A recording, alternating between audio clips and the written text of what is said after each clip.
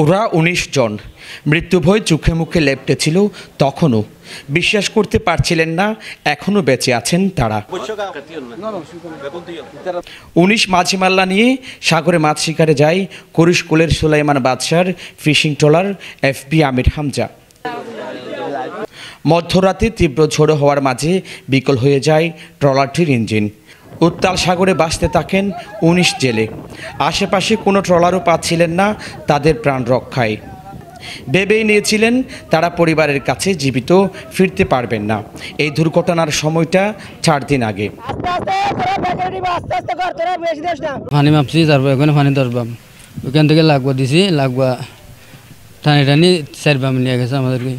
তো ওখানে মাঝি বলতেছে আমার কিছু করার নাই, তোমরা যা এসে তা কিছু নিয়ে নাও বাসার জন্য। বুট যাওয়ার সাথে সাথে আমরা কিছু নিতে পারতাম না। তা আমরা ফুলোর টুলোর যেগুলো আছে এগুলো সবগুলো নিয়ে আমরা প্রস্তুত ছিলাম। ওই সময় ট্রলার আসতেছে, রুসিলা ছিল ওই ট্রলারটা, আল্লাহদের নিয়ে ওনাকে পাঠাইছে আমাদের আনার জন্য। তা আমরা ওনাকে পাইয়া খুশি হই, আলহামদুলিল্লাহ। ওনার পরিবারের জন্য আমরা দোয়া করি, শুকরিয়া করি, ওনার পরিবার যেন ভালো থাকে, এই বলি আমি শেষ করলাম আলহামদুলিল্লাহ। উপকূল থেকে ৮০ নটিক্যাল মাইল দূরে গভীর সাগরে যখন মৃত্যুর সময় গুনছিলেন তখন জেলেদের উদ্ধারে এলো একটি ট্রেডিং ভেসেল বা বণিক জাহাজ।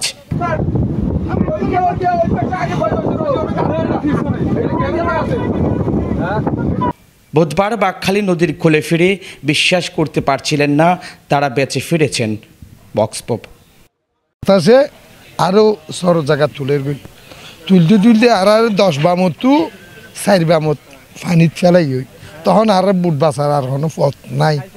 তখন ট্রলিং এখানে আই বুঝছি মানে জাহাজ ইতার আয়ের আর তুই হুসার করে দে, তোর আর কি অবস্থা, তোর আর কি এগুলো গুজর আর হান দরকার এত বগুন গুজরে হান দিত। ফিশিং ট্রলার মালিক জানান অর্ধ কোটি টাকার ট্রলারটি ফিরে পায়নি এখনও। আমার মাঝি মাল্লা ১৯ জন ছিল, সাগরে ১৯ জন গেছিলো। ১৯ জন সবাই ওই ক্যাপ্টেন সাইদের ট্রলিংয়ে করে চিটাং পৌঁছে যায়। চিটাং থেকে এখন আমার ১৯ জন মাঝি মাল্লা সবাই কক্সবাজার ফেরত আসছে।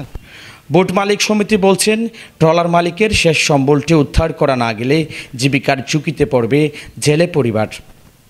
চলতি মাসেও ট্রলার ডুবির ঘটনায় ৬ জেলের মরদেহ উদ্ধার হয়েছে কক্সবাজার উপকূল থেকে। ট্রলারটা যদি উদ্ধার করা যায় তাহলে মালিক অনেক বিরাট ক্ষতি থেকে উদ্ধার হবে, এবং তার পাশাপাশি এই যে ১৯ জন জেলে পরিবার, হ্যাঁ, তাদের জীবিকা নির্বাহর যে এখন সংকটে পড়ে গেছে সেটার থেকে তারা পরিত্রাণ পাবে।